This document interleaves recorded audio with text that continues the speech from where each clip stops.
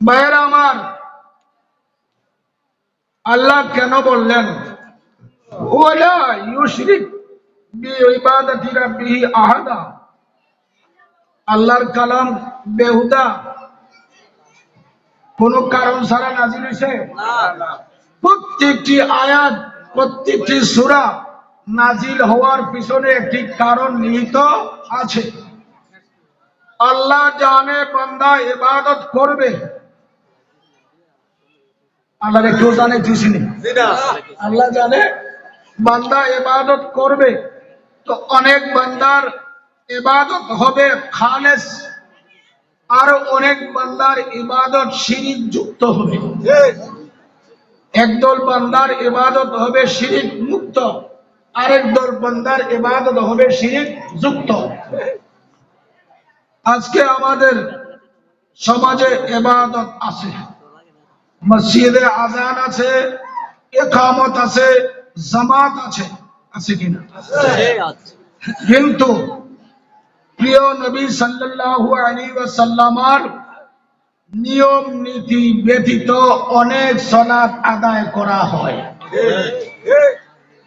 যে ইবাদতে নবীজির নিয়ম নীতি নাই, এই ইবাদতটা হচ্ছে শিরক বিস সিফাত, শিরক বিস জাত, আল্লাহর জাত ও সিফাতের সাথে শরীক করা।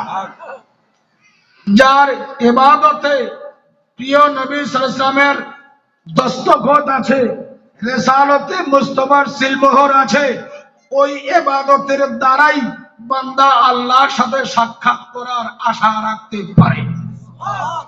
আর এমন ইবাদতের তালিম দিয়েছেন যার স্মরণের আজকের মাহফিল জামানার মুজাদ্দিদ ইমামে আহলে সুন্নাত আল্লামা গাজী আকবর আলী রাজভী রাদিয়াল্লাহু তাআলা আনহু।